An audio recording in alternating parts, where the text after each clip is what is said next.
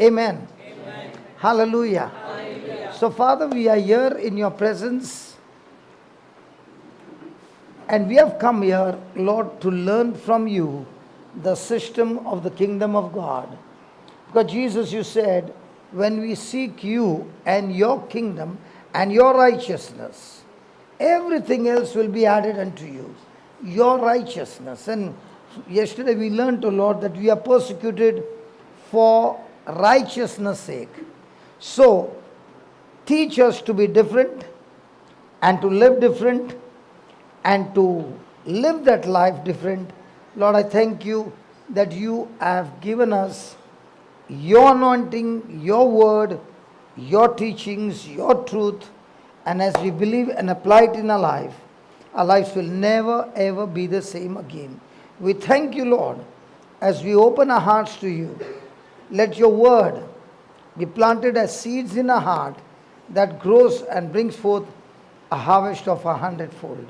Thank you and praise you, Jesus, that we believe that as we learn this, practice this, train ourselves to apply this in our everyday life, we will be different from the world, and surely the flavor of the salt will be to the highest, will be effective, and being the salt of the earth and light of the world, not only our lives are transformed, but now, like the apostles, like the early church, we too are going out and reaching out to the lost and bringing them into the kingdom of God. Thank you, Father, that as you preach to us, each one will discover our purpose, our assignment, that we will finish the work that you have assigned for us, and not with our strength, but by your grace and by our faith. In Jesus' name, amen. Amen. Yeah, please be seated in the presence of God and enjoy life. Amen. Amen. That Jesus came to give us in abundance. Praise God. Hallelujah. Hallelujah. So yesterday we were learning about we must expect persecution because it is a part of our Christian life. And Jesus said, blessed are you when you are persecuted for his righteousness' sake, for theirs is the kingdom of heaven. So remember, don't get panic when persecution comes, rejection comes, all kinds of negative things come against you. It is a part of your Christian life, and you grow to be a true Christian in the midst of warfare. Amen. So we learned that yesterday, that the lifestyle we live has to be different from the world. So persecution will surely come when you live different from the world and you are living in the kingdom of God. Hallelujah. Hallelujah. Then we saw that the world wants you to get connected to the world and conform to the world system, but a person who is a genuine Christian does not conform to the world, but transform by the renewing of the mind. Amen? Amen. So when your thinking begins to change to that of the Word of God, your life starts getting transformed. You are different. So the world wants you to be conformed to the world and wants to include you in the system of the world. But a child of God, a true Christian, has nothing to do being conformed to the world, but is continuously transforming by the renewing of the mind. So when you come and listen to the word, and when you go back and you make it a practice of hearing the same teaching again and again and again, It is just like a person getting a good shampoo bath. But the shampoo is not of the world, the shampoo is of heaven, and it's not only your body bath, but much more than the body bath, the mind bath, and the more and more your mind is renewed, by default, your whole system in your body, in your relationship, in your finances, in every area, you get washed by the word, and now you're growing healthy in every area. Praise God. Then we learned that the world does not like people being different. The world is always ready to accept you as long as you think according to the world system. For example, there is a group of people and they always have discussion about all the negative things happening in the world. And by the time you enter in, you start speaking faith. You start speaking things not seen. You start speaking the promises of God. Now, will people accept you? They will not accept you. They'll reject you. They'll say, this fellow is all the time talking big things. Because faith and fear cannot live together under the same roof. They are both from two opposite kingdoms. So the world hates you because of Christ in you. They want to get against Christ, but because you are an ambassador of Christ, a representative of Christ, you are attacked. But actually speaking, it's not you. Christ in you is what they want to get out of their way. Amen? Amen. Hallelujah. Hallelujah. Thank you, Jesus. So are you the child of light or darkness? Light. And how do you become the child of light? Yesterday we learned in John 1:12 that when the person receives Jesus as his Lord. When I say Lord, he is your master. Praise God. So when you say Jesus is my Lord, you are saying by default, I am a servant. Now, when you are a servant, do you take orders or do you give orders?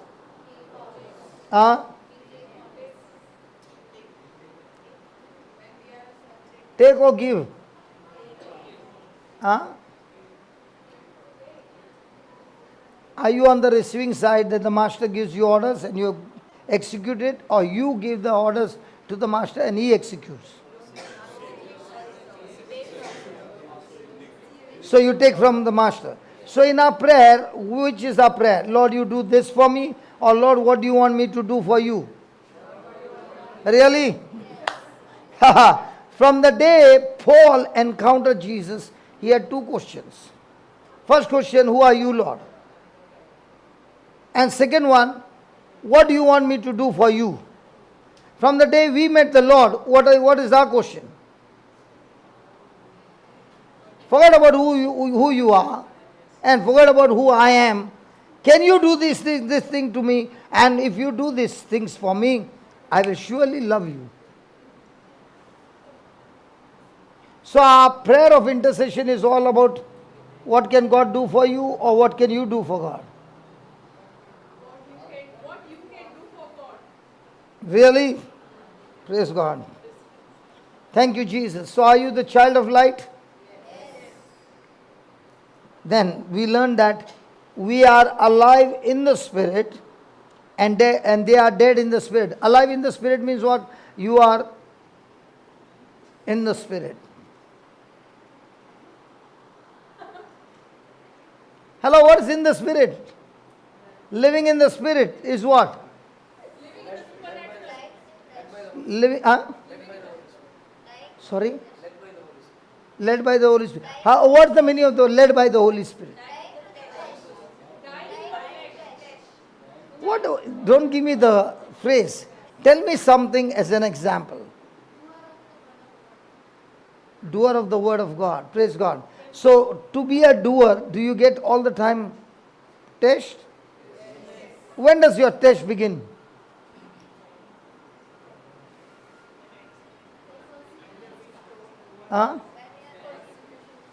When persecution starts, oh, that's too late.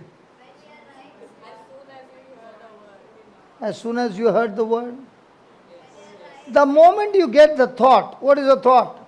There are two kinds of thoughts. One is the godly one is the ungodly one. Do you get thoughts? Do you have to pray, God, give me some thoughts?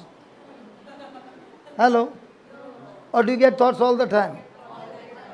Now when I'm looking at her, why are you laughing at me? And still she's laughing.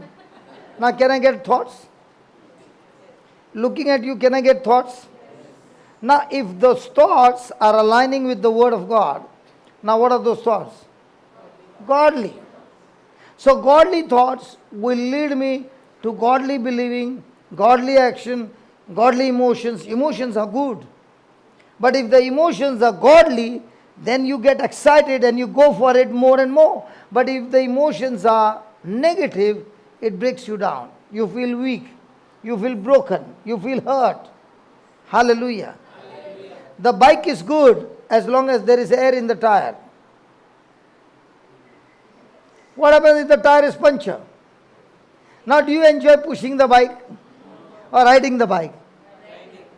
Praise God. When a person is led by the Spirit, the bike is leading. You are sitting on the bike and the bike is taking you wherever you want to go. In the same way, when you get thoughts from the Word of God, you are now being led by the Spirit of God. Okay, let me give you an example. I like to take example. A person is traveling and he got 2 bottles of alcohol in his bag. Okay, and he's walking. Is there any change in his life? He's just carrying. But it opens the bottle and takes half the bottle. Now, is he walking the same? Or is he walking? Now tell me, is there a difference? Now when he's talking, is he talking sober or his tongue is twisting in different direction? Now, what is controlling him? Alcohol is controlling him. Praise God. So he's led by a spirit called alcohol when he has consumed it. But when he's carrying, does it have any effect? In the same way, when you got thoughts, you are consuming those thoughts or you need to reject those thoughts. I don't know. But if you are consuming those thoughts which are from the Word of God, now just as alcohol is controlling, in the same way, the thoughts coming from the Word is also controlling you and you are led by the Spirit of God. Hallelujah. And that's why the Bible said, don't be drunk with wine, but be drunk in the Spirit. What does it mean by drunk in the Spirit? The person wants to walk straight, but his mind is saying everything is turning and he's trying to balance himself. Why? Because alcohol is giving him a different picture because he's controlled by alcohol. But are we people who are controlled by the Spirit of God? Then you are responding what the Word of God is saying and not what your emotions are saying. Now, if you are responding to what the Word of God is saying and emotions in the flesh are fighting with you, you got to make a decision. Which one do you want to prefer? So every moment of our life, there is always options. God gives you choices. But at the same time He says, if you choose to do what I say to you, you will not only be led by my Spirit, by the time you practice it, not only your life will change, not only you will be transformed, but you will reach a new destination called God's destination. Wow. Hallelujah. So every moment, are you going to protect yourself or are you willing to crucify yourself? Which one makes you happy? Comforting yourself or crucifying yourself? Really? Praise God. You all are, then why don't you? No, praise God. Hallelujah. So what is our practice every day? Being led by the Spirit or being led by the flesh? For example, if we next time have a growth retreat, We start at 5 o'clock in the morning and we wind up at 1 o'clock. Praise God. Now when they tell you to get up at 5 o'clock, and the person comes to wake you up at 4 o'clock because you have to be ready by 5 o'clock. Now how do you look at that man? Hello? Believe me, when I started having retreat in Goa, in Dasya, our meetings would end up at 2 o'clock. And at 5:36 we would be back over there. And people thought because this fellow doesn't get sleep, he's not allowing anybody to sleep. It's not that. For me it is, God has given me this opportunity. Let me feed you as much as I can. And if you are fed, praise God, and you begin to understand what you're being fed with, praise God, your life will be changed. For example, there was the youth that came from Tivim during that time. And this youth had a ringmaster. He was with them and they all made fun. So during the tea break, after the tea break, they all assembled and their boss was still making fun. So I told him, can you please stand up? So now everybody was looking at him and I said, lift your hands up. And I said, God, take him now, fire on you. And he got flung from there, 2 chairs behind, the whole gang was quiet. I'm talking about Joe, Gracie Mama's son. And then when the retreat got over, he went home and he would not talk to anybody. He would be in a closed room, crying and crying. Something had happened to him. And within a week or so, he flew to Kuwait. And after that, he went and shared it with somebody. And that somebody went and shared it with somebody. And that's how they also got the word.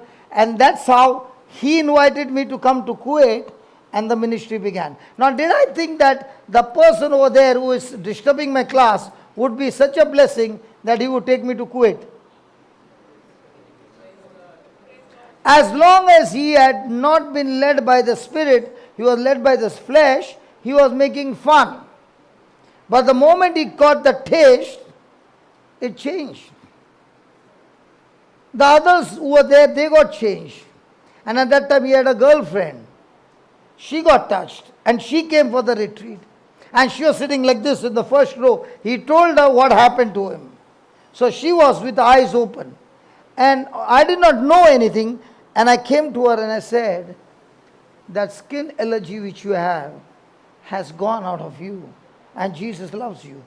She started crying bitterly because she had never told anybody. She would wear full sleeves so that nobody would know. But does the Lord know what's inside you? Yes. Come on. Yes. And she looked at me and I said, it's gone. And from there on, she got changed. And now the husband is in the Spirit. The wife is in the Spirit. Now both are in the Spirit. And now their children are also in the Spirit. Now they are surely the eagles who found their life partner in the Spirit. Praise God. Hallelujah. Now be careful. Now be careful. A person can quote scriptures. That does not mean that person is in the Spirit. To know whether the person is in the Spirit, you will come to know when the persecution begins, when the trials begins, when the test begins. That's the time you begin to really know who you are. You will never know when everything is comfortable. You really will come to know who you are when everything goes and makes you uncomfortable. And now your flesh wants to sit on the throne of your heart to rule over your body. But at that time, you are willing to put that flesh to the cross and nail him on the cross and now allow the Lord to take over your heart. And when the Lord takes over the heart and gives you instruction, like Abraham had instruction, go and sacrifice your son Isaac. Now why do you think Abraham did not go to Sarah and tell her that this is what God told me? What would happen? Sarah would sacrifice Abraham. Praise God. Hallelujah. So don't discuss things with people who are in the flesh. They can never understand you. Hallelujah. Thank you, Jesus. So a person who has been practicing and practicing and practicing, praise God, and making a new lifestyle different from the world, and you are now interested in how can I go and wipe out somebody's tears. And what about your benefit? Zero. I'm not thinking about my benefit, because my greatest benefit is I was on the journey to hell, but thanks be to God, Jesus cancelled hell and gave heaven as my eternal home. Now He has already given me the biggest package a person can ever think about. Praise God. Hallelujah. Hallelujah. So He's all the time joyful. Yes, you can kill my body. Yes, you can insult me. You can do all of those things. But I still going to follow Jesus and His righteousness and His kingdom and His principles, because I know my final destination is heaven. Amen. Hallelujah. And that gives you the joy. And that's why Paul said, hey, come on, death, where are you? Come and sting me. Come on. Come and kill me. Come on, come on. Death, come and kill me. If you kill me, I got news to tell you. I will be meeting my Lord face to face. And death, I want to tell you one more thing. If you don't kill me, I'm going to come after you and set the people on fire and win more and more souls for the kingdom of God. So if I live, I'm gaining people in the kingdom. If I die, I'm still gaining, because I can make it to heaven and be with my Lord face to face for eternity. So whether I live or die, I am victorious every moment, and that gives me the joy. Hallelujah. Hallelujah. So are you all the time focused on your benefit? Tell me honestly. What do you do in these 24 hours that God has given you? Where is your focus? What's my benefit? Or me crucified on the cross, and how can I be a benefit to others? When that happens, your life is completely changed. Now you are led by the Spirit of God. So the next time there is an obstruction or opposition or anything, it is an opportunity for you, first of all, to learn the things of God. And as you learn, you discover God's calling for your life. The difference between you and me is, when you're sitting on the chair, I am so sure everybody knows your name. Right? When I was sitting in a chair, sitting like you, I did not even know my name.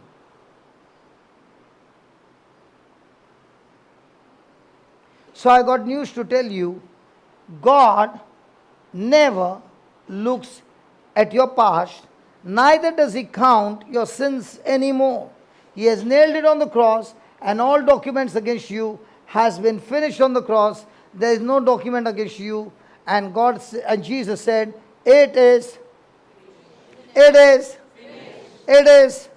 So God's system is, He does not look at your past to give you a future.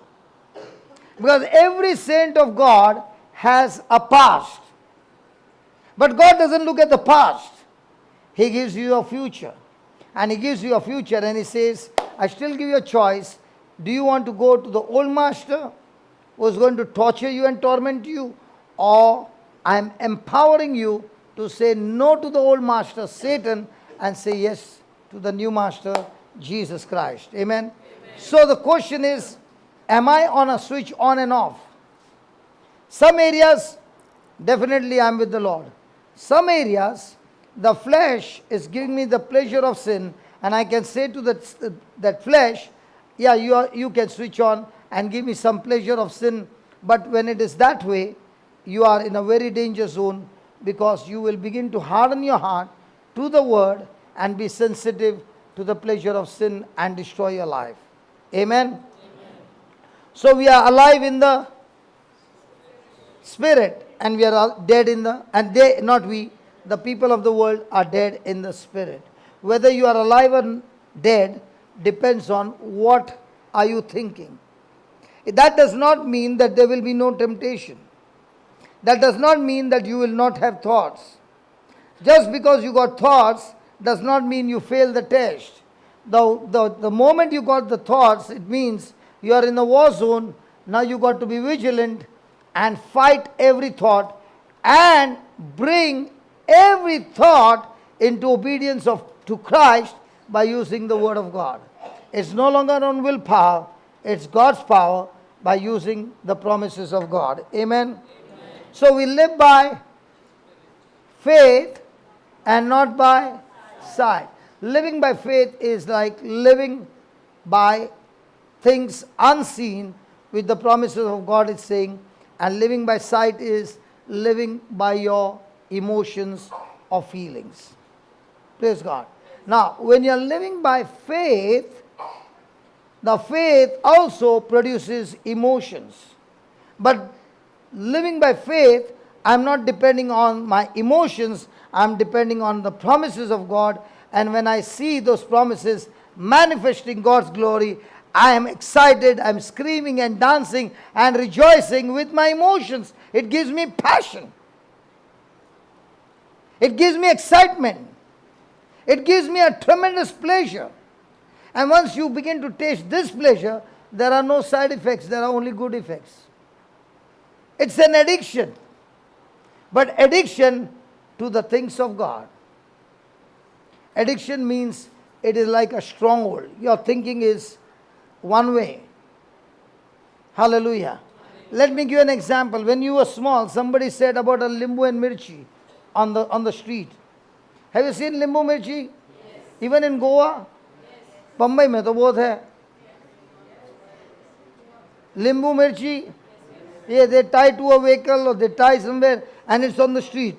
Now you're walking and you saw that limbu mirchi. What happened? Now why did you shift? Because it is a stronghold. So every day we have different information, different knowledge that you have processed for years and it has become a stronghold. So strongholds can be of two kinds. You can have godly stronghold and you can have ungodly stronghold. So you are sitting here for one reason, to break and destroy the old stronghold of the flesh, and in that same place now rebuild the new stronghold of the Word of God. So the test is the time for you to destroy, pull out, uproot, and to build new stronghold in the kingdom of God. Amen? Amen. Hallelujah. Come on, let's give the Lord a big hand. So are you a person living by faith or living by sight? Amen. So when you're living by faith, are you speaking the things seen or are you speaking the things not seen? So every day your practice is seen or unseen? Unseen. Praise God. And how do you do that unseen? By using imaginations. Hallelujah. Hallelujah. Has anybody ever committed sin in your life? Yes. Come on. Can you commit sin without first imagining? No. In the same way, can you be led by the Spirit of God without first imagining? So the promises of God are given to you so that you use the promises and start imagining. When I read the scripture for the first time in my life, all those who believe in my name, they shall cast out demons, they shall speak in new tongues, they shall lay hands on the sick, and they shall surely die, and they shall surely recover. Praise God. Amen. Now, we read those scriptures, we know those scriptures, but have you ever used imagination? Have you been sitting in one place and saying, God, I thank you for this power. I can't feel anything, but I believe your word, and my hands are anointed, Lord. I thank you, Jesus. And from now on, Lord, when I go out and I lay hands, I can see so many people's lives changing. Curable, incurable diseases are being healed. And now you are visualizing the future according to the promise of God, opening your mouth and speaking words of faith Now, those words of faith are building your future. Just as before you committed sin, you started imagining and started programming and started speaking to yourself, and you took that decision. And when you took that decision, those things fell into place, and actually those things happened to you, but this time it happened to you by using the negative force of the kingdom of darkness. It's the same system. Hello, I said it's the same system. So many a time people ask me, do you have any message for me? Or do you have any vision for me? Or did you see anything for me? I have not yet seen a vision in my life. But I can make visions and dreams and imagination because I was expert in doing that in the world system. So now the things have changed. Now for me to do the imagination, all I have to do is use the promises of God that gives you amazing imaginations. God is looking for some dreamers. God is looking for some people who can use imaginations. And if you can give God your imaginations using the promises of God, praise God, those imaginations, first of all, before you make an imagination of the kingdom of God. Now, do you remember Habakkuk chapter 2, verse 2, 3 and 4? Yeah, it's talking about vision. What is the first thing people make vision? A house, a car, a sweetheart, money, and all this. Now, what amazes is you have come into the kingdom, but the pleasure of sin or the desires of the world has not yet gone. You are using the tools of heaven to get the things of the world. And then you come and say, can you please agree with me? Why should I agree with you for the stuff of the world? Why not I agree with you for the stuff of the heavenly kingdom? Come on, God is teaching you Habakkuk chapter 2, 3 and 4, make a vision. Now what's the first thing that people want to make vision? Of the things of the world or things of heaven? Let's be honest here, come on. World, no? And what did you write all those visions? But how many people are going to make the vision of how your life can be a blessing to so many people across the globe? So even when you're sitting here, many of them are sitting so that I learn the system and fulfill the desires of the flesh. And many are sitting here and saying, I am a different person now. I used to be a carnal person operating in the flesh, but I am now made righteous by the blood of Christ. And therefore with the new nature, I am only thinking about how can my life be a blessing in the kingdom of God. So I'm using my time to be effective first in my life by making my visions to be like Christ. I'm using imagination that I begin to imitate Christ. And there's nothing wrong in imitating Christ. God wants you to be imitators of Christ. Amen? So we understand the kingdom, but we understand the people of the world. Praise God.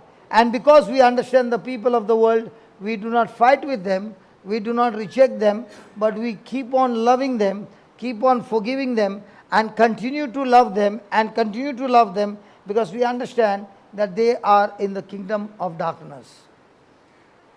Okay, let's talk here. There are all the ladies, okay. You got a baby, a beautiful baby, okay, and you took that baby in your arms. You asked the mother, can I? And the mother said, surely. And you're well dressed and everything. And now the baby came into your arms and you did not know the mummy had just fed the baby and the baby did all of your dress. What will you do now? The mama will say, I'm extremely, it's okay. Is it really okay? Your new dress, you are about to go, and it took you 1.5 hours to decorate yourself. And after 1.5 hours, some of the vomit went on your face, some here, and everything. Now, will you go with whatever is there, or will you try to change now? And now what happens? One more 1.5 hours. So by the time you are ready, the program is over. Did the baby mess up your life? And how many times the baby has done susu on your lap? Do you get angry? How many times the baby has done kaka, brother, your babies? Many times. Did you change the langoti? Come on. So how many times your spouse has done susu on your lap? I'm talking about the spiritual. Because might be your spouse is blind. Not yet born again. But you are looking at your spouse. My spouse is 35 years old. How can you say baby? Hey, listen. 35 years in the natural. In the spiritual, your spouse is not even born again. So a person who is of the world, you understand that the worldly people are supposed to do that. And when they do that, are you supposed to clean it up or get angry?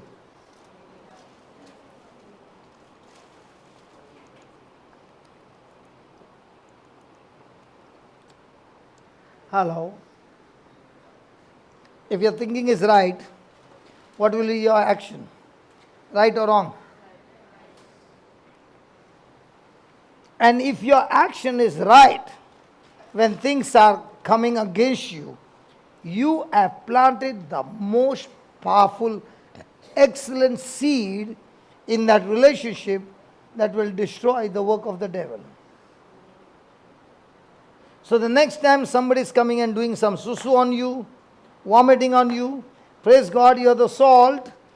Don't lose the flavor. Continue in the word of God.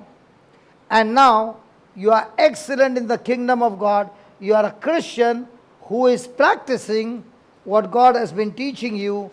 And now your life becomes fruitful. I'm not talking about Goa. Goa is very different from different states. Because when I came the first time to Goa, don't get offended, Goans. This is my experience. When I first came to Goa, and it was in the month of May, I saw some big mangoes, not ripe, the kacha mangoes, coming outside the compound and on the street. And those mangoes have become so big. Are Bombay mein kisi ka himmat hai kya? In Bombay, by the time it reaches here, how many stones are flying from all directions to get that? And in Goa, nobody is doing anything. I'm not joking. Some of the big mangoes are hanging on the outside the public road. And they're still there. Nobody is plucking it. I'm not joking, brother. You ask this Goans. But in Bombay, कोई है क्या Bombay वाला? How many stones will go fly from all directions? And by the time you're thinking, दोपहर को जाके मैं तोड़ेगा. By the time you come, किधर गया? And you don't have to go in search of stones. They are all lying there. Why do people throw stones? Because they want to get the fruit. Why do people throw stones with persecution? To get the fruit of love which is in you. See, sometimes you see a tree loaded with fruits. So much so that the branch is hardly able to bear. Okay, so much of fruit. What happens to you? Wow. In the same way, when you are bearing fruit of heaven, everybody is saying, wow. And they are throwing the stone for what? To get the fruit. So if you give the fruit to them, do they need to throw the stone? Hello. And when they bite you with words, and you give them the fruit of the Spirit, the first bite they get, they are saying, wow. Are they tasting you or are they tasting Christ in you? Khalas. And all the stones, what do you do with the stones? You collect the stones and make a round over there for people to come and sit there under a tree and have their lunch. So do you need to buy stones? There are so many stones that people have already thrown. Use those stones and give them a place to rest and enjoy the shade. Hallelujah. So if there are no stones, then you have to go in search of stones. Amen. So are you the salt? Yes. Have you lost the flavor? No. How do I know? After this retreat is over, I want to see how many of you got up from your comfort zone and found somebody uncomfortable and went there and began to share what you have experienced. Otherwise, you are a good for nothing Christian. The salt has lost its flavor. Amen. Hallelujah. Then we learn that when salt is rubbed in a wound, what happens to the wound? It hurts. But what happens to the wound? Huh? Salt is an excellent preservative. It is an excellent medicine. It will destroy the germs. Amen. So you are the salt. So when you go and share your life, not with words but with action, is it irritating a person who is in the flesh? Is he getting annoyed? But the more and more you rub the gospel truth with love, what is happening to the other person? In the beginning it started with irritation, but then that irritation got dried up and the wound got quickly healed, and now the same person becomes your friend. Amen? Amen. Hallelujah. Hallelujah. So we are the light, and the Bible says that men hate the light because their deeds are evil. Praise God. So let's go ahead and learn today. Today we are going to learn the difference between persecution and punishment. Persecution and punishment. Write down in capital letters, please. Persecution comes from bad people. Persecution comes from bad people when we do what? Persecution comes from bad people when we do good. Very good. And punishment comes from good people when we do bad. Punishment comes from good people when we do bad. Persecution comes from bad people when we do good. So which one are you doing?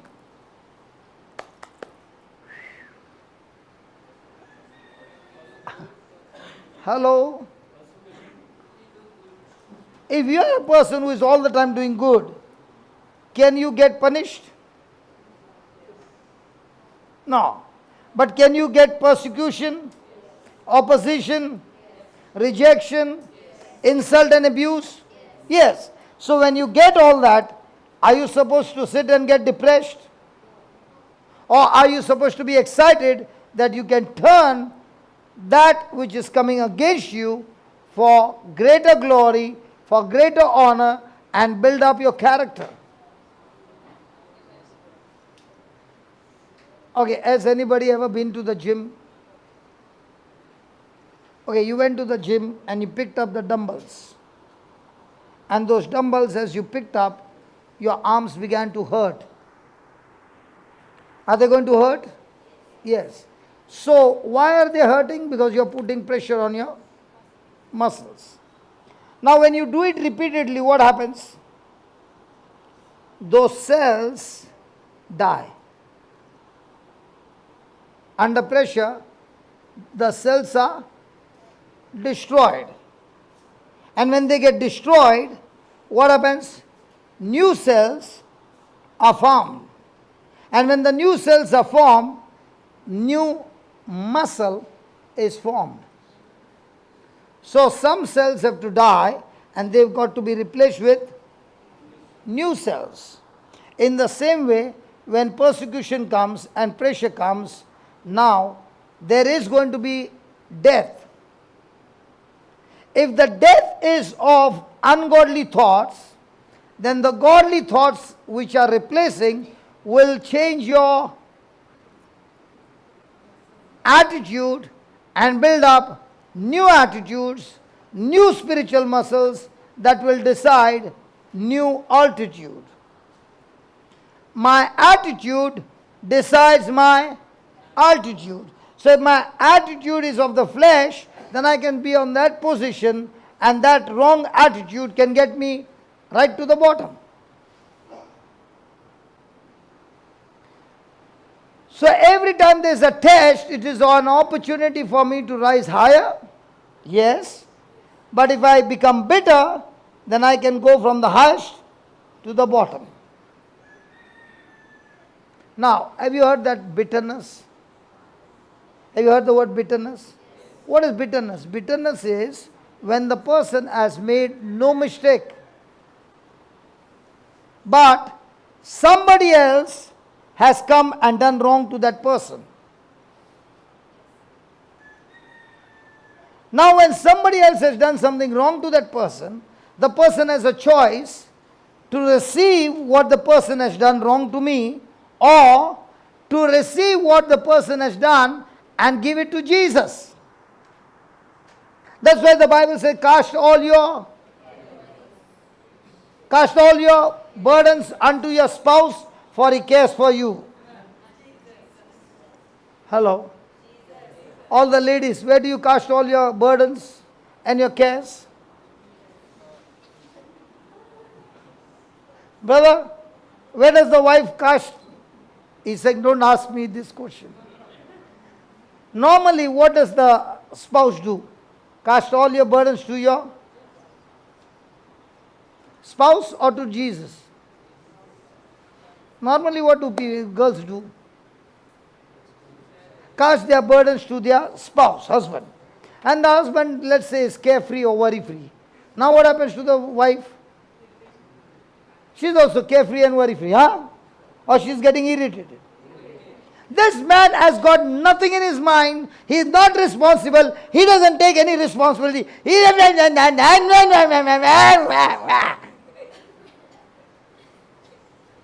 Has it happened? And then you get the peace of your mind. At least I gave him a piece of my mind. And that person is still smiling and smiling and smiling, and the whole day listening to my teaching. Now is the wife getting more irritated? But he is not responding evil for evil, insult for insult, but is responding with love. And is not allowing his peace to be stolen by all kinds of irritation. After some time, what happens? Continually planting the good seed. What is happening? That seed has power to change everything around you, because now the one who is in you is far greater than those things around you. So when the things inside you are stronger and greater, now you are ruling over your situation, and now the situation is no longer having the power to rule over you. So cast your burdens unto your spouse, for he cares for you. And if you are going to cast your burdens unto your spouse, for he cares for you, he'll care for you one day and the relationship will break.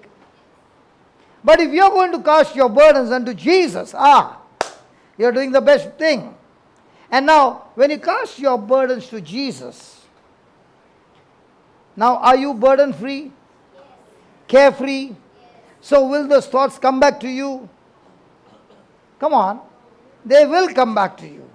And when they come back to you, are you supposed to open the door? There's a knock on your mind. Hello? I want to talk to you. What are you going to say? I'm not interested in talking to you because that topic you want to talk is with my big brother. His name is Jesus. Why don't you go and talk to him? I am not discussing with you anything. If you want to discuss, go and discuss with my Jesus.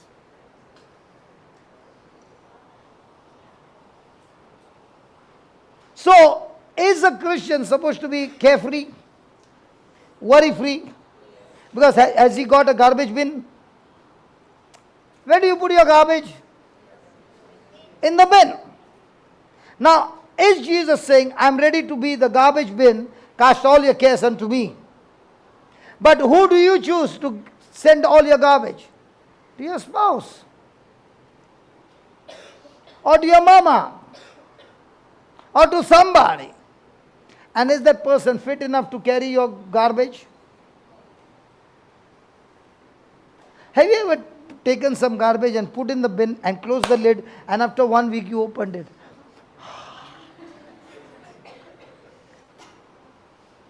What will happen? So how many people's bitterness are you carrying? Now what will be your life? By the time you open your mouth, the people around you are running already. It's stinking. Why? Because you have chosen to be the garbage bin. Look into your neighbor's eyes and ask your neighbor, is that example talking about you?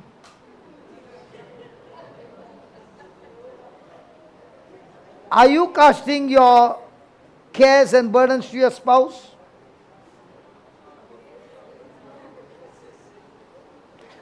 Somebody's husband is saying, preach brother, preach, don't stop. Hallelujah.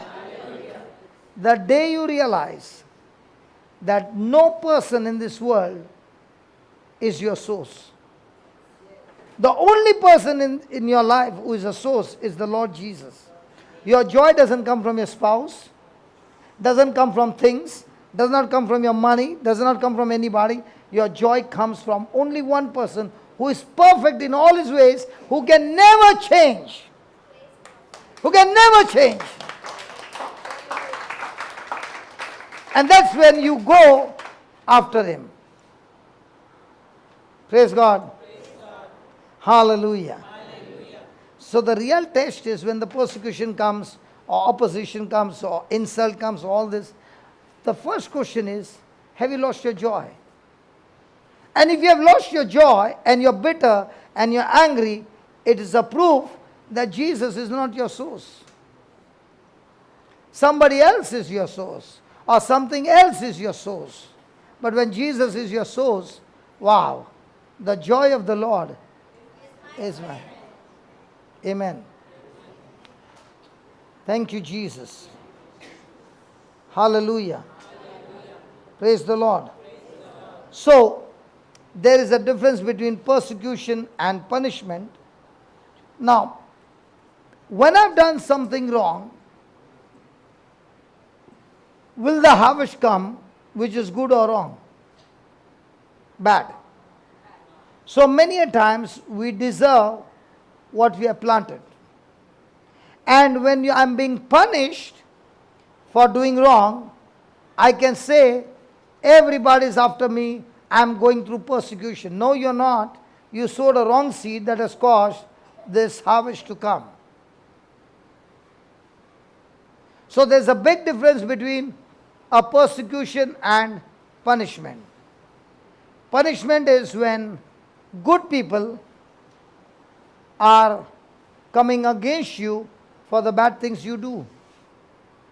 And persecution are when bad people are coming against you for the good that you do.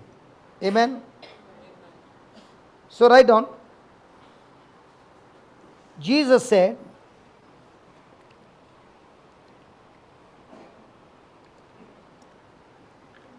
that we are to be persecuted. Jesus said that we are to be persecuted for righteousness' sake and for his name's sake. Baba, can you put your camera on this bottle. Yeah, just. Is it on the bottle? Now what this?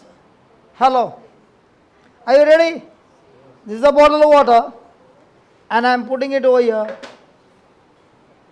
What happened? Okay, let's try again. Let's try again, okay? Hello, are you ready? Same bottle.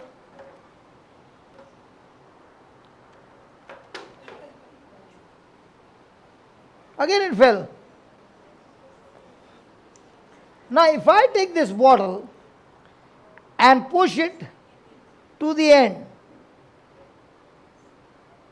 is it going to remain? So what happens when I do 50-50? 50 in the kingdom, 50 in the world. Hello. 50% in the kingdom, the things that I love to do, and where my flesh is ruling over me, my flesh rules over me. Praise God. Do I need to push through complete? Now will it remain? Yeah. So ask your neighbor, are you 50-50?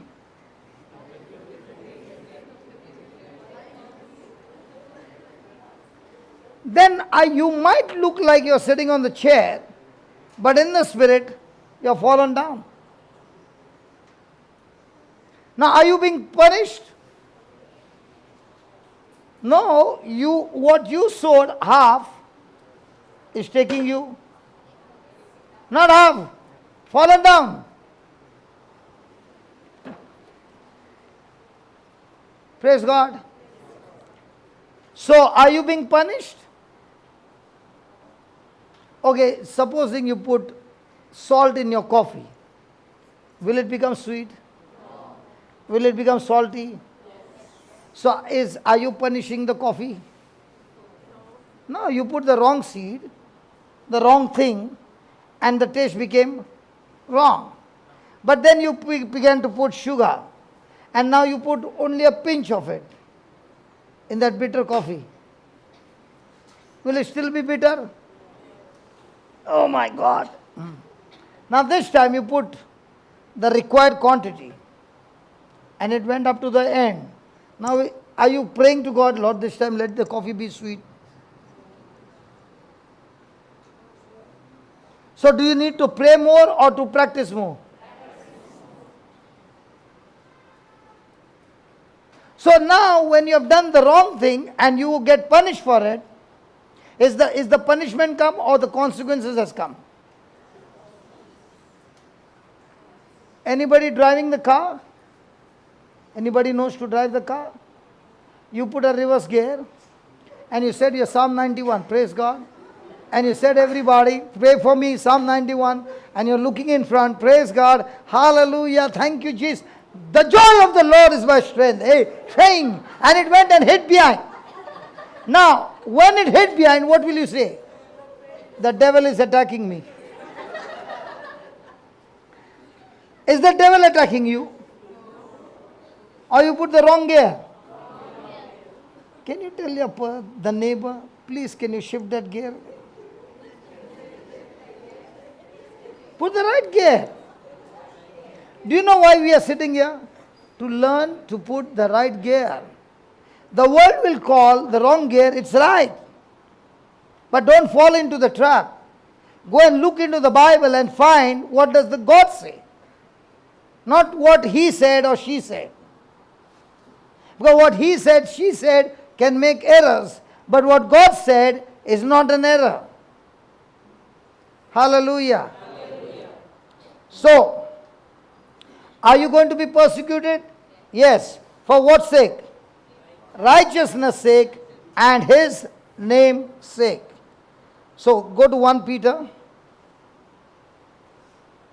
chapter 4 verse 14 and 15.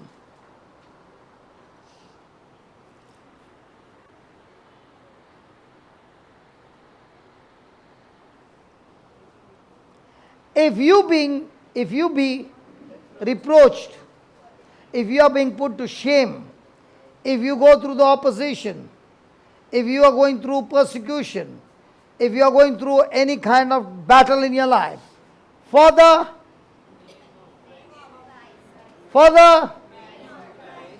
now can it happen that in India, in some states, if you are a Christian, can you be treated badly?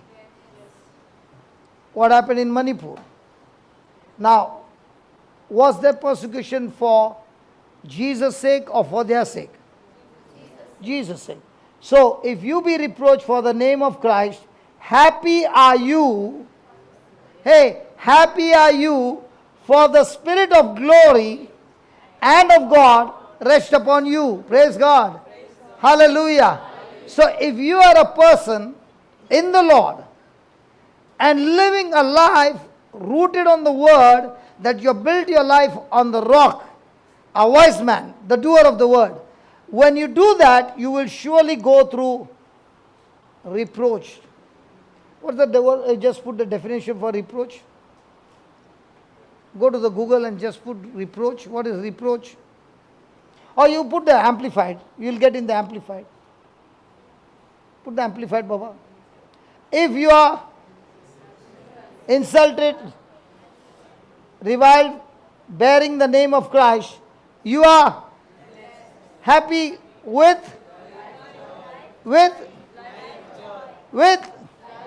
and comfort in, regardless of your. So are you people looking at circumstances, or are you looking at your salvation? Are you looking at your final destination, or are you looking at the circumstances? Okay, you decided to make a house. So the contractor came and you gave him the design and you signed an agreement, and then you said, and the contractor said, I'll get it ready in 6 months. You agreed, praise God. And every day or once in a week you come to see the place. Now, do you see everything beautiful? Or do you see everything into chaos? Now, are you getting angry with the contractor?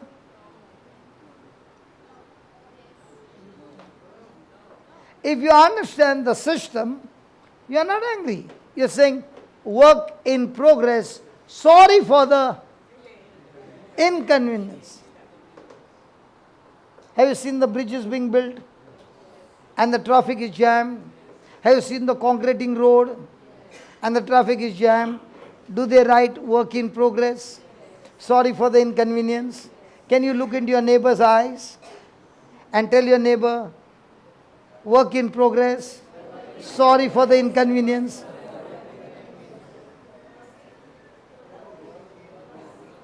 Hey brother, your wife looked at you and said this dialogue, and you were not looking at her. She said, this is a good opportunity for me. So are we all work in progress? Are we perfect in our ways? Not at all. But are we work in progress? So the next time you fall, if at all you fall, don't feel guilty. What is the meaning of the word guilty or condemnation? Where you made the mistake. So when you make the mistake and you come to Christ, Christ is saying, I paid the penalty for your mistake and you are forgiven. But if you are bitter and you go to God and say, God, please get me out of this bitterness. He said, I can't get you out. Because bitterness is not when you made the mistake. Bitterness is when somebody else made the mistake and came against you. And when they gave you the wrong seed of insult and all that, what did you do with that seed? Instead of giving it to Christ, you took it for yourself. So now you want to get rid of this prison of bitterness. The only way to get out of it is not that God will get you out, is when you choose to forgive that person. And to forgive that person, God has already forgiven us of all our mistakes. So with the forgiveness that we have received, is it an opportunity now to forgive somebody else? So when I'm forgiving somebody else, Am I doing a favor for that person? Not at all. You are doing a favor for yourself, because only when you forgive, you can come out of your own prison. So how many people die in the prison of bitterness and never come out? Because they refuse to forgive. And if you refuse to forgive, God, even though He wants to forgive you, He cannot, because the system is you first forgive and then you will receive. God has forgiven you of all of the condemnation. But when it comes to bitterness with somebody, He's saying, I've forgiven you of 10,000 talents. Can you give that 100 shilling to that person who needs some forgiveness? So, if you are insulted, are you going to get hurt? Yes. Are you going to get irritated? Yes. But if you are going through that, for the name of Christ, you are blessed. So the next time something is happening in the family, are you a blessed person? So what's the meaning of the word blessed? Are you blessed? Yes. What's the meaning of the word blessed?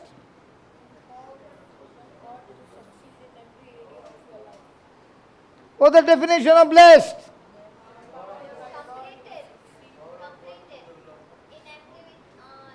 Okay, just put that word. Genesis 1, verse 28. What is blessed?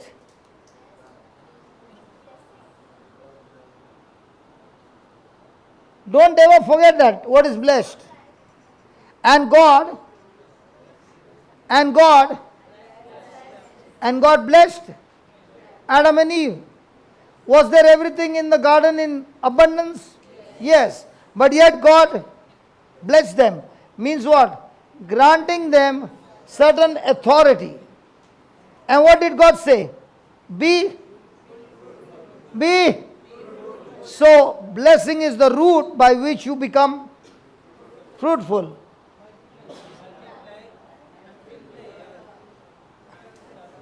Putting it under your power and rule over, dominate all creation is blessed. Put that again, 1 Peter. Yeah, 14. Now let's come back. If you are insulted and reviled for bearing the name of Christ, you are empowered with authority to be fruitful, multiply, replenish, subdue, have dominion over all things, not on people. Dominion over the kingdom of darkness, not on people. So you are blessed. Now you are happy because the circumstances don't rule over you. You rule over the circumstances. You are filled with joy, not for a moment, but you are filled with God's joy, lifelong, and you are comforted because you have God's salvation. Even if I have to die right now, I know without a doubt where I am going to live for eternity. Now let's say you went on a trip and you had a transit for 4 hours. Will you go shopping and buy big things in those 4 hours? Even if you buy, you can't take it with you. Would you want to buy? Will you spend your time there? Or will you spend your time somewhere what you can take along with you?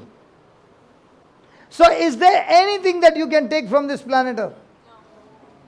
But can you take souls to heaven from this planet Earth? So where are you doing your shopping? Hello? Where are you going to invest your time? On things that you cannot carry? Have you ever seen the father and mother worked hard and they sweated hard and they created a big property for their children? The parents died. Now what happened to the property? Who got the property? Huh? Hey! 20 years are gone, still in the court. And who is enjoying the court case? The lawyer. Who got a new bungalow? On whose expense? Children's expense. And where are the children? Taking loan to pay the lawyer. What did the father and mother decided? I'll leave some treasure for my children. And they left the treasure. Now who is enjoying the treasure? If you want to leave treasure for your children, leave the blessings of God on your children.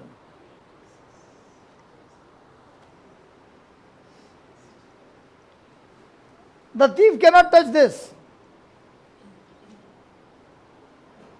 So where are you investing your time? To getting the fruit or the root? Hey, getting the fruit or the root? Blessing is a root by which it produces the fruit. So where are you investing your time? Fruit or root? Where are you fighting for? What are you fighting for? Fruit or root? And nobody can steal the root. But they can surely steal your fruit. If somebody asks me, what do you do every day? I'm enjoying the root. And what about the fruit? It comes by default. So happy and life, joy and comfort in God's salvation, regardless of your circumstances. So when you are blessed, does circumstances have authority over you? When you are blessed, do you have the authority over your circumstances? Now, I shared with you yesterday that when there was a storm and Jesus was sleeping, was Jesus sleeping in peace? Was he believing in his Father's protection? Was he depending on his Father? Was he at sleep? Was he at peace? And when they woke him up, did he get irritated? Was he still having the peace? And what was the circumstance trying to cause fear? All that Jesus said, what he had inside. What he had inside? Peace. So he said, peace, be still. In the midst of your battle, what do you have inside? You got something else inside, but you're quoting the scriptures. Is that scripture being mixed with what you got inside, faith or worry? Worry. Now the scripture is right, but is that scripture going out with faith or worry?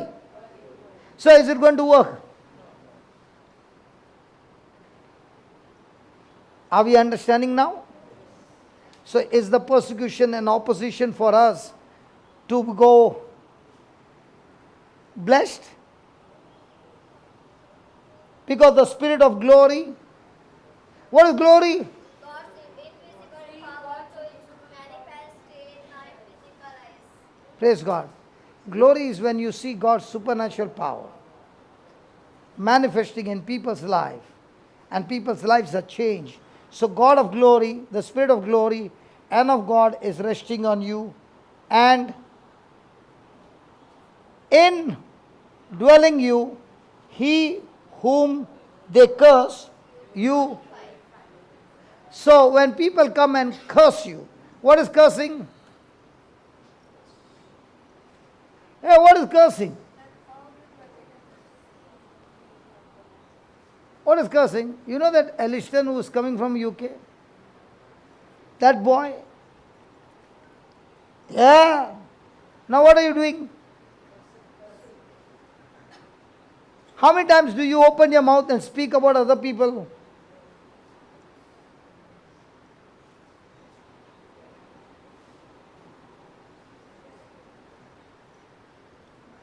Do we do that? So what am I doing? Cursing. Do people speak against you? Yes. What are they doing?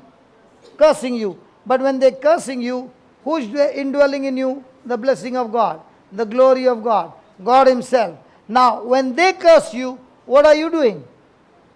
Glorifying God and saying, God, thank you for giving me this opportunity that they can see the stuff which is in me. I have no time to curse them, but I got plenty of time to bless them and build my character, build my attitude, and be different. Is it going to take practice? Or is it going to take somebody will come and say, brother, can you please pray over me? What for? So that that thing comes in my life. Surely I can pray for you. Now will that thing come into your life? Somebody will say, if he can do, I can do also. So you were flying and the plane landed and and the cockpit door was open. When the flight lands, the door is always open. And you had a peep inside.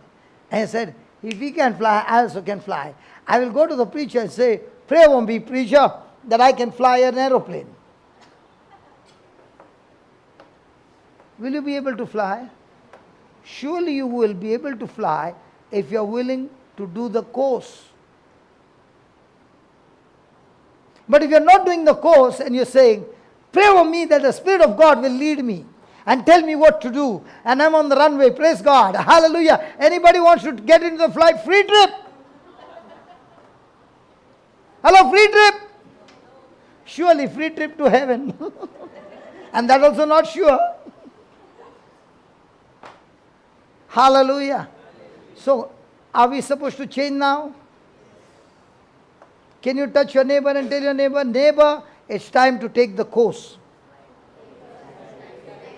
Learn the course.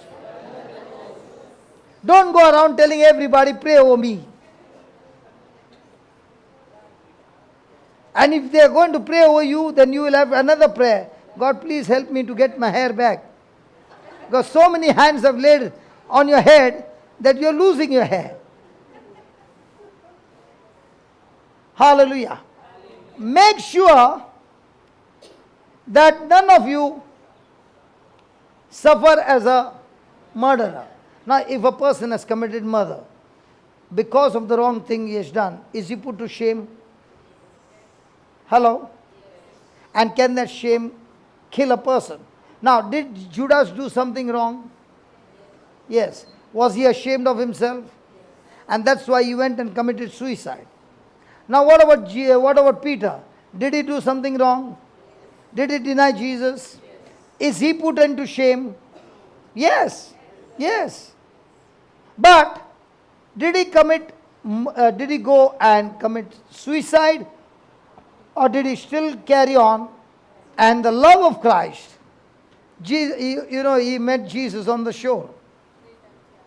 And John said that stranger you see is the master. So Peter jumped out of the boat and he was in his langoti. Praise God. In his langoti he ran away. He ran to Jesus and is standing before Jesus. And what did Jesus say? What did Jesus say? Do you love me? The three people who landed just now. Do you love me? Hello? Do you love me? Yes or no? Then go and feed my lamb. I thought, brother, when I come here, I will pray. I'll ask you, brother, please pray that I get a job. I get my problem sorted out. And what did Jesus say? Do you love me? Yeah. And what did Peter say? Yes. And what did Jesus say? Jesus said, go and feed my lamb. Now, does that mean you quit your job? You stay on a job, and there are opportunities where people have got issues, and you, with your lifestyle action, start feeding them that their lives are changed. If Jesus has to ask you this question, do you love me? What would your answer be? Yes, Lord, you know that I love you. Okay, go and feed my lamb. Not me, Lord, take my neighbor. I'm too young to come for the mission now. Have you heard that song, coming home, never more to roam? Yeah. So Jesus is saying, come, let's join. Not now, Lord. You know my children are small. Let them become big. I'll surely come. Let them get into the college. I'll come. So they went into the college, and now the Lord said, come, let's go. And you're saying, not Lord, let them get married because I got a big responsibility. So now the children got married. And he said, now you're free. Not now, Lord. The baby, the grandchild, praise God. I have to look after the grandchild. Let the child start going to school. Praise God, I'm coming. Praise God. And the child started going to school. And now you said, Lord, let the child become little big, please. Okay. Now again, Lord, the child's marriage is there. After the marriage, I'll surely come. And now that person got married and now there's a great grandchild. And now the teeth are all gone. Lord, I'm ready. Coming from ministry work or coming home? And then, God, you know that I love you. Hallelujah. Thank you, Jesus. But isn't that happening? Thank you, Jesus. So, there are two kinds of shame. One shame is that you are put to shame and spoken against you for Jesus' name's sake. I just put that 14th verse. I'm so excited with that 14th verse. If you are insulted, Jude, can you hear this? If you are insulted, reviled, bearing the name of Christ, you are. So the next time somebody is telling me about you, I'll talk to you during the break, but I won't say who it was. And I give you all that thing that has been spoken. Now, will you be dancing?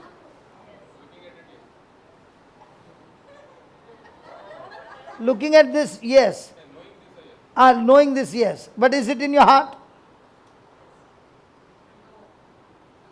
Is it in your heart? I thought the heart is here. You are looking here. It's your spirit. Praise God. So, can anybody now be depressed?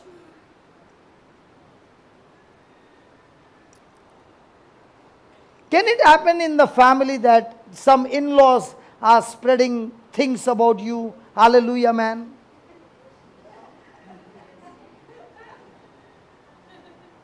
That one, no? Hallelujah, hallelujah, no, no, no, no, no.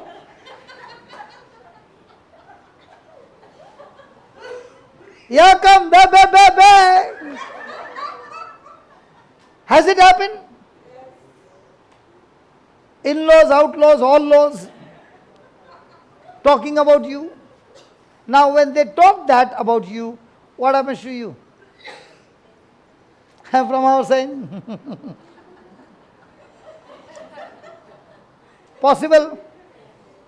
So from now on you are blessed, you are happy, with life, joy, comfort in God's. So is your focus on what Jesus did for you, or is your focus on what these people are doing to you? Where's your focus? Hello, where's your focus?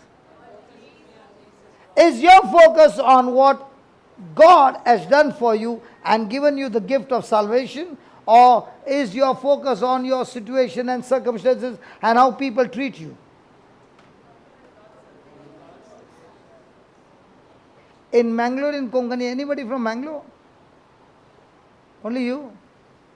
Eche red, eche katu. Have you ever heard? Do you know what is that? What did I say? Buffalo skin.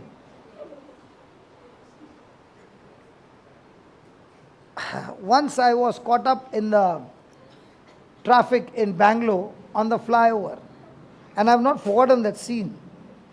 There were 3 cows that had gone into the compound and eating grass. They are actually eating weed. Not that weed. The weeds, green. Okay.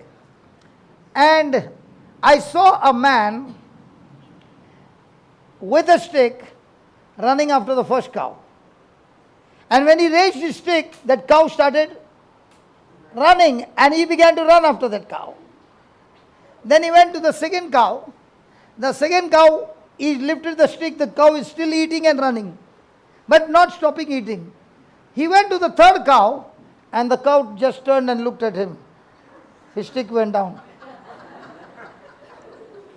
I saw this with my eyes.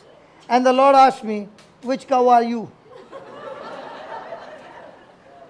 And that day I decided, Lord, I'm the third one.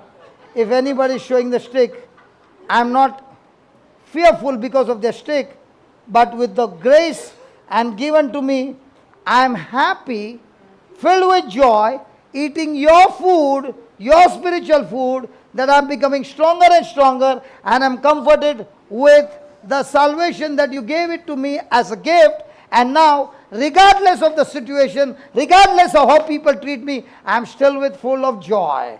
The joy of the Lord. The joy of the Lord.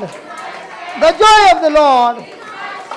So when people insult you for honoring God, is it the time for glory? So the next time announcement is made against you for living the life in the Word of God, for living in the Spirit, the next time, are you going to be depressed? Or are you going to say, I praise God, hallelujah. So when does the dancing really start? In the war zone or when there is no war?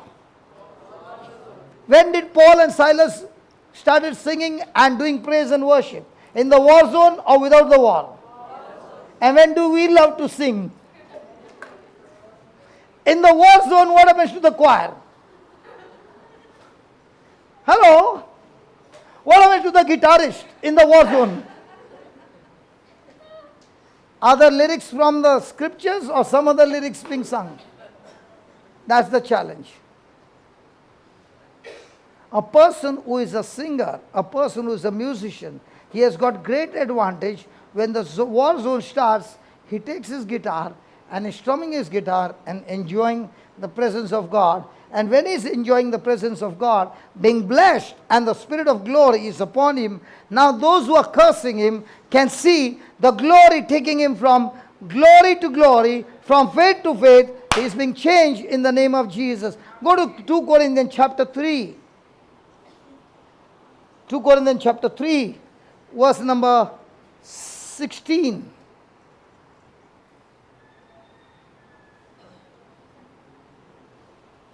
Whenever a person turns,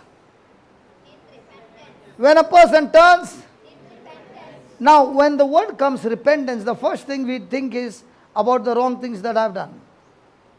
So we want to repent of our sins. We want to change our life, our thinking when it comes to sin.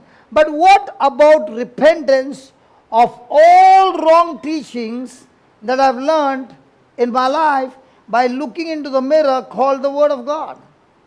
So do you know, when you sit down and listen to the teaching without your knowledge, as the Word of God is being preached, you are going through a process of repentance when you are understanding the errors that you are thinking is wrong. Now I need to change the errors into the truth. So the more and more you sit attentively listening to the Word, the more and more you sit listening to YouTube teachings day and night, you are going through a process called repentance. And when repentance takes place, your faith starts growing stronger. Hallelujah.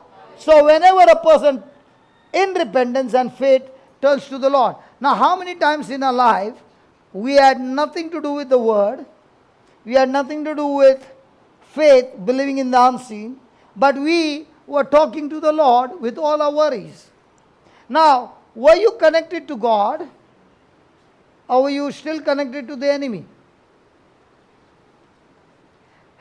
Is the Lord saying, when you're worried and you're praying, God will answer your prayer? Hello? God is saying, when a person is praying with faith and worry, he is a double-minded person. And the Lord says in James 1, let that man not think he can get anything from the Lord, because he is an unstable man, a double-minded man.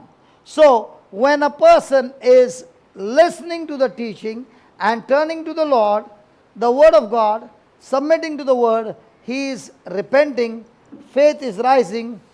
Now, the veil is, hey, Christian marriage. Does the bride wear the veil? And with the veil she can see a spouse clearly? Hello? Did you get married? Was there a veil? Hello? Did that veil obstruct your vision, or it was very clear? So is there a veil in our mind? The veil that the devil has put, the wrong teaching that the devil has put. Now this veil can only be removed if the person is willing to. And what is that? I have the information of my life, and it was taught to me for years. But now when I opened the Bible, I saw that what was taught to me was an error. The written word of God is telling me it's an error. Am I willing to change? Am I giving the word of God the highest place, or am I giving a man of God the highest place? And when a person is giving the word of God the highest place, the veil is. So do you know how many veils are getting destroyed here in every class? So is it a good news or a bad news? Hallelujah. If Elliston is preaching and you are listening, now did he have veil in his mind before? Yes. Now what happened when he began to hear it day and night? Not only the veil is removed, but now a new stronghold is built on the word of God. Now when he's in his own life, going to school, and other friends are talking to him many things, is he receiving those things or rejecting those things? So that's what it is. Now the Lord,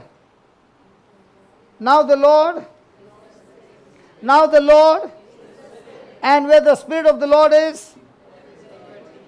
So now the Lord is Spirit. Jesus said, my word is Spirit and life.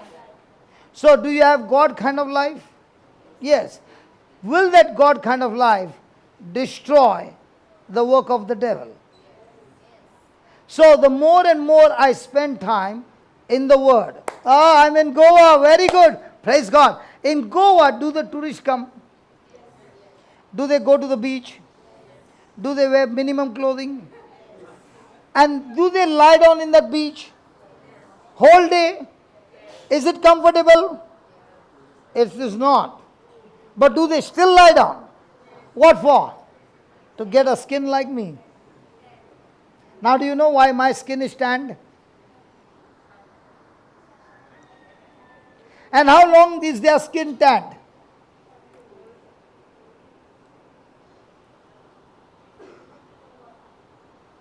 "15 days they were in the beach and they went back home. How long does that skin remain with that color? Might be for 30 days. After that? So in the same way, when a person is listening to the word day and night, the old skin is gone and the new tanned skin has come if he remains in the sun continually for his lifetime. So why do you come here? To get your mind tanned. And when you get your mind tanned by the Son, S-O-N, not S-U-N, Son of God, praise God, the Spirit of God now gives you liberty from bondage, and you have true freedom. Say that, freedom. Say that, freedom. Say that again, freedom. Do you love freedom? Yes. Do you want freedom? Yes. I've got news for you. Nobody gets freedom.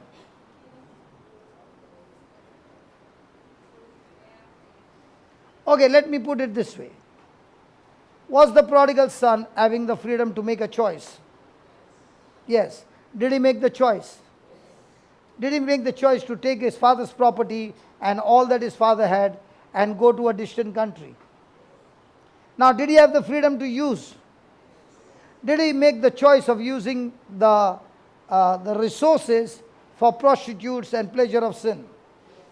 Now, did he use the freedom?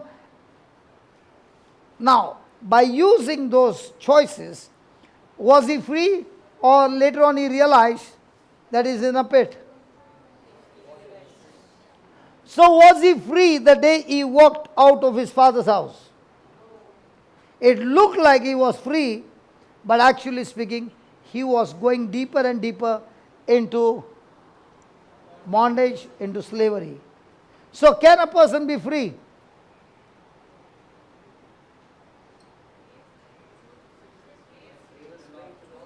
Huh?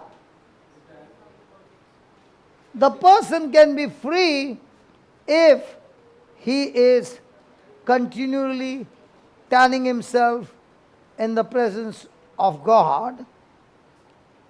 Praise God. So, when the Word of God is talking to him day and night, come on, lift it up, lift it up, lift it up. And this is what he's saying. We,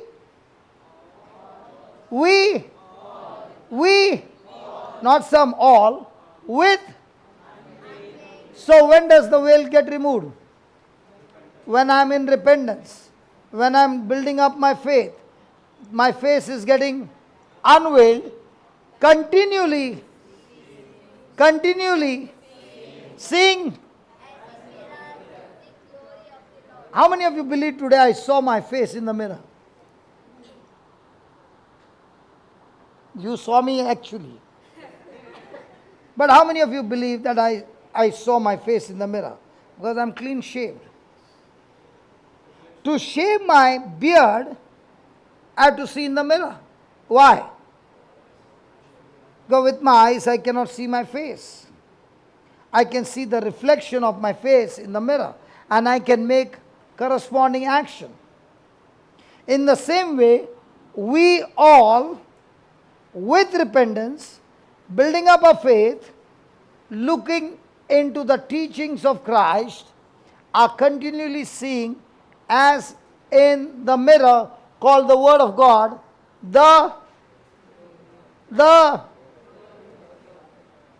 so do we have habit of looking into the mirror called the Word of God? Now, do you ladies put lipstick? Hello? Yes. Do you put lipstick looking into the mirror or without the mirror? And when you look into the mirror, are you gently putting it in such a way that the sharp cuts are there on your lips? And if the lipstick goes a little outside the border, what do? Does any lady will do that?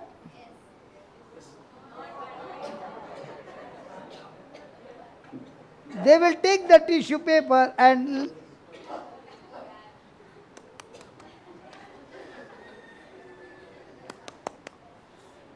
do they do that? How do I know? I got 3 ladies at home. Do men do looking into the mirror like this?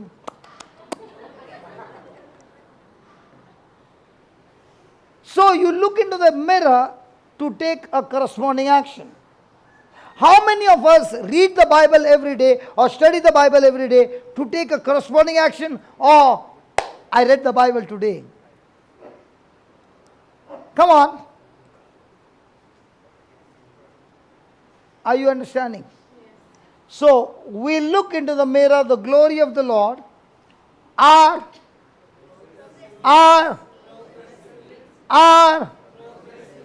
Every month you should ask a question. Have I made progress in God's direction, or am I stagnant for a long time?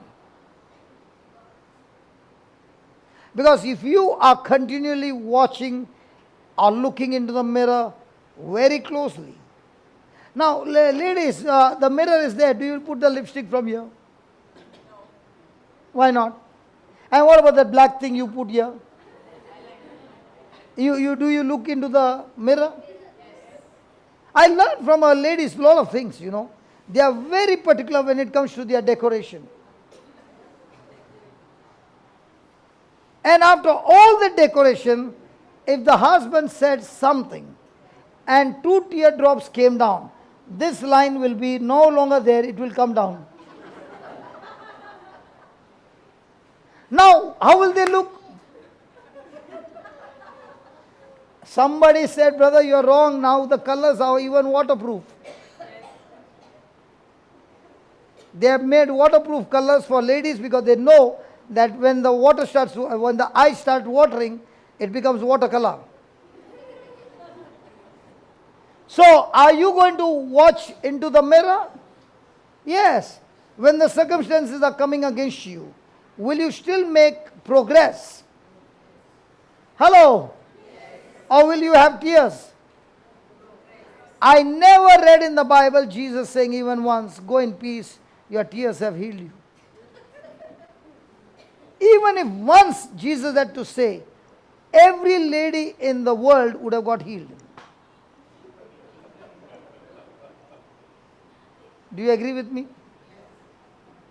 He doesn't answer yes or no.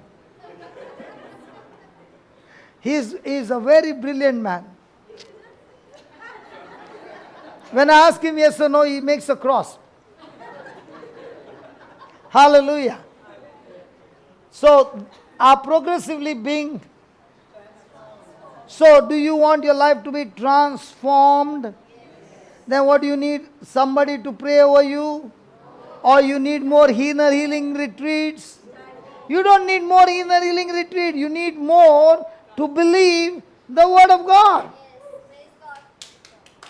I wonder how many inner healing retreat did Paul go through?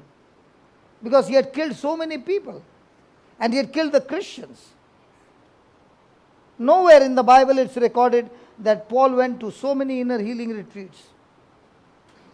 He went to the scriptures. And the scriptures began to show him who Christ is. And he began to believe. And now from Saul he became Paul. And he is transformed into the image of Christ from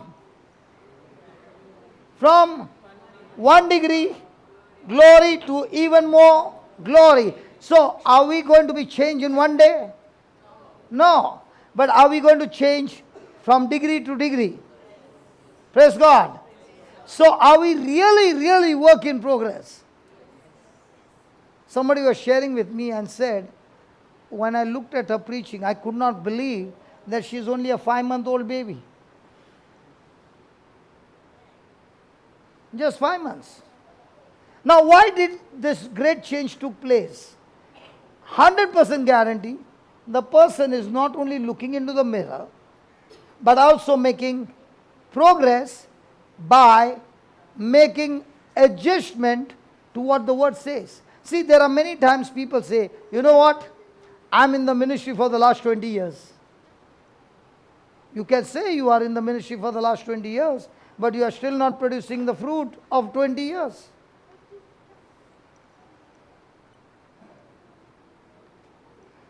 You shall be known by the degree to which you have made progress, by which you have been transformed. And transformed into what? So this transformation is, how much degree of yourself have you learned and practiced to crucify? And if yourself is not crucified and you can do all good works, but yourself is not crucified, you are still disqualified. You are qualified to how much is yourself crucified, and the self remains crucified, and you are now imitating Christ. And this happens from glory to glory, which comes from the Lord, who is the Spirit. So, this change will come by your willpower or by God's power? By looking into the mirror? So, spend more and more time in the teachings. Spend more and more time in the truths. Now, what you have written down are truths. Spend time with those truths. Learn those truths. Practice those truths. And when you meet again after might be a month, There's a big transformation in your life because you are making progress every day. And for you to make that progress, you have certain qualified trainers in your life who will put pressure on you day and night. And these trainers are the ones who will inflict you, insult you, reject you, abuse you, and all that. And they are first class trainers to check how much you can pass the test. And if you don't have any trainers, let me pray for you that God will send some good trainers in your life. Do you need me to pray, or you already got some trainers? And remember, God answers my prayers. And this one, He will answer very quickly. Anybody wants more trainers? You already got? So are you going to pass the test? Are you going to make progress? Looking into the mirror or looking at somebody else? Are you being transformed? Praise God. Please write down these points, and then we go for break, fast. Break, fast. So these points are to break your flesh and keep your flesh broken, crucified all the time. Praise God. The reason some people are being persecuted,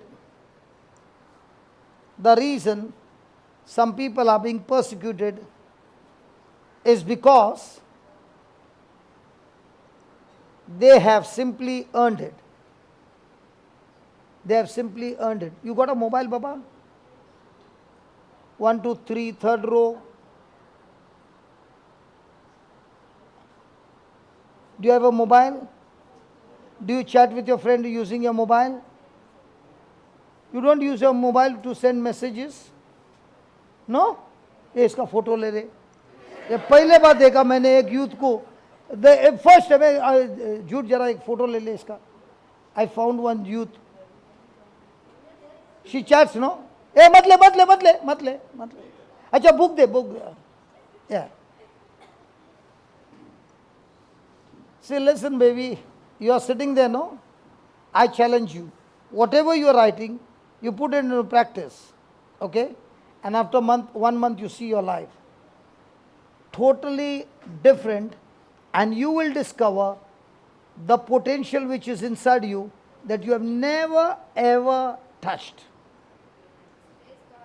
But when you take this mirror and start looking into the mirror, you are going into that reserved potential of God which has been in you forever, and now you are sucking the power of God, the ability of God, the glory of God, and sharing it and applying it in your life, and now you are covered with glory. Hallelujah. So the reason some people are being persecuted is because they simply have earned it. The reason some people are being punished, not persecuted, punished, because they have earned it. They are full of ego. They are full of ego, arrogance, laziness, selfishness, jealousy.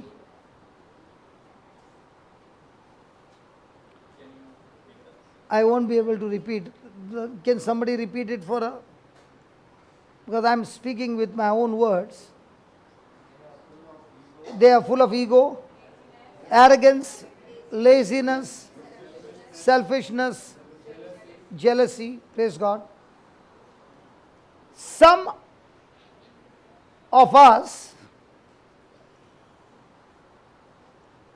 are trying to witness, like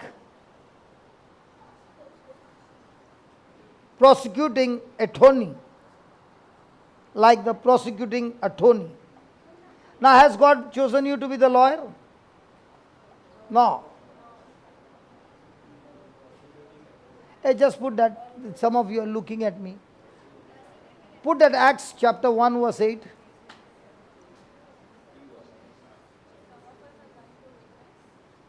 To become a witness, trying to witness like a prosecuting attorney. But you shall be filled with power and ability when the Holy Spirit comes on you, and you will be my prosecutor, lawyer, fighting the case for me. Hello? You will be my witness. Now, did Jesus live to die, or did he live for himself?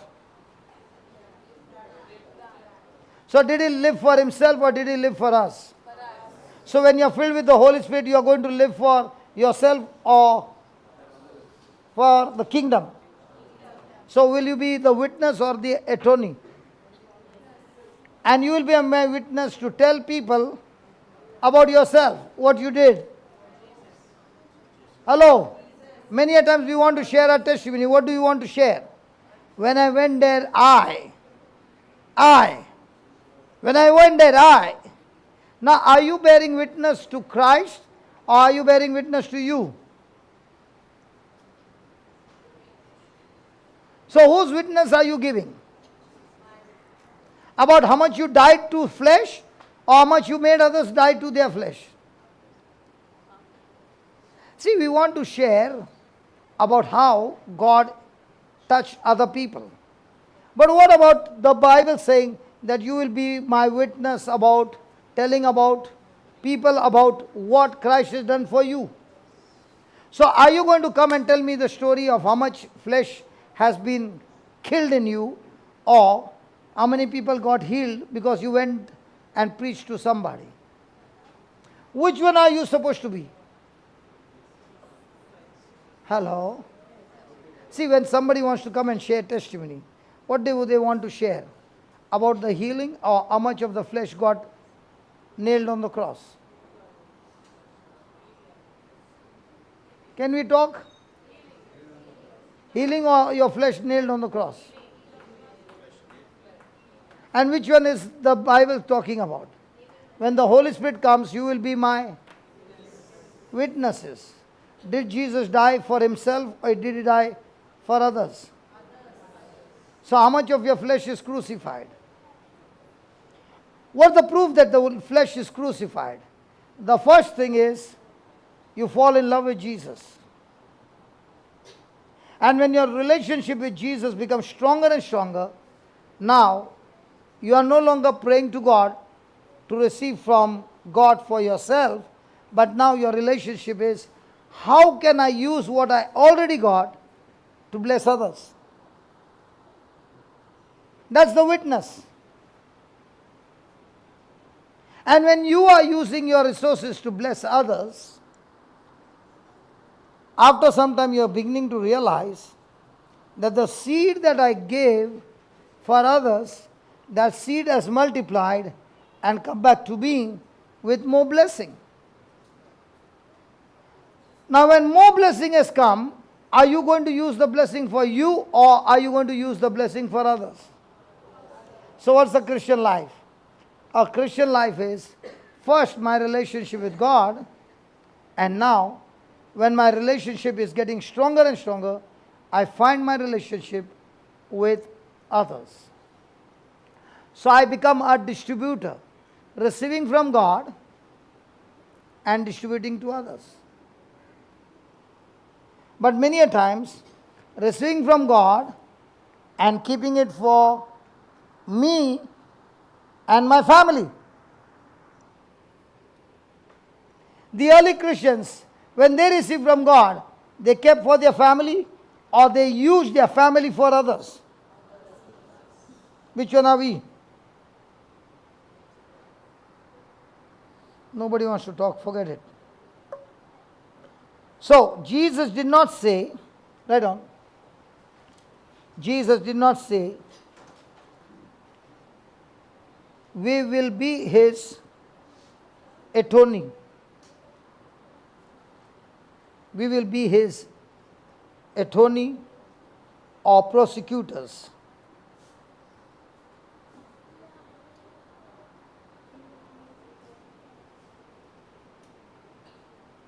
Jesus said, we will be his witnesses.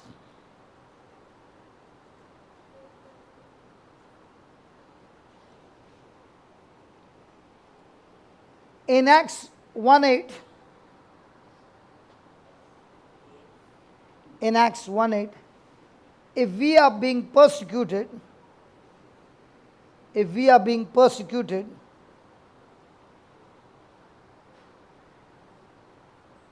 then it has to be two things. Then it must be two things. First one, it has to be false. It has to be false. And two, it has to be for His name's sake.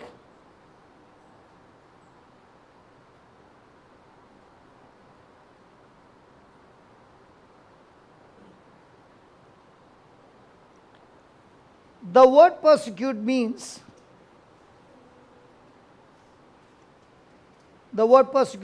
to pursue.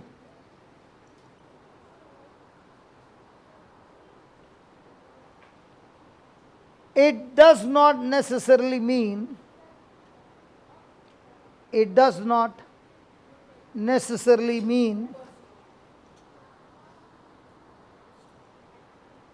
that they will put us in a jail,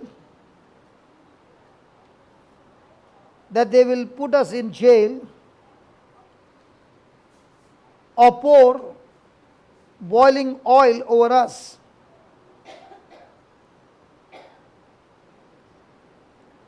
It means they are going to pursue us.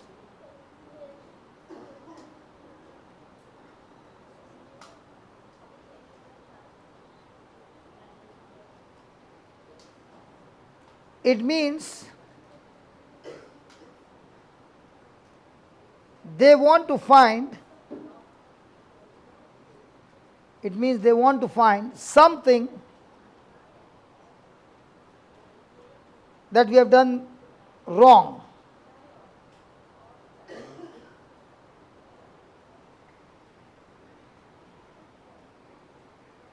So why were the Pharisees persecuting Jesus? They were all the time coming in hiding to check on Him, to find something wrong so that they can use that wrong against Him. Praise God. That's why the persecution. And did the Lord Jesus do everything for His own sake or for His Father's sake?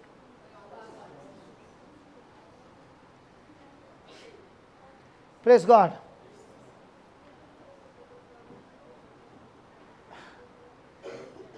So shall we go to breakfast for our own sake? Our stomach's sake? Do we need breakfast? Father, we thank You for teaching us more and more on this journey of persecution, and how when we have repentance and faith going on continually every day, we are being blessed. And the more and more we keep looking into the mirror, the veil is not only removed, but that continual repentance and faith is making progress, and a life is being transformed from glory to glory, from faith to faith. And this is purely the work of the Holy Spirit. Thank You, Lord, for teaching us that every day we need to make more and more progress, because without the progress, our life is meaningless. We end up becoming Christians good for nothing. But the more and more our life becomes more and more transformed, by looking into the mirror, not only we are transformed, but we become so much effective in transforming others and bringing them out of darkness into your marvelous light. Thank you for making us the salt of the earth and light of the world.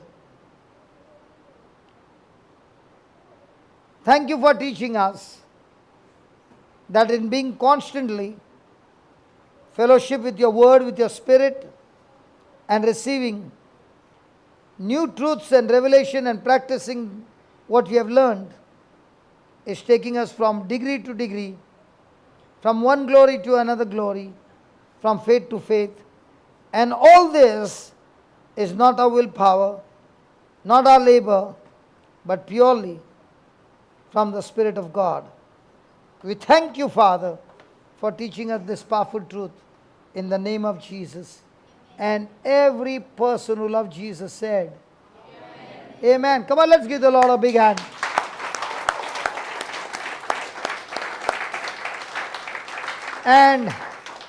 And when we come back, the next class, somebody else will be taking.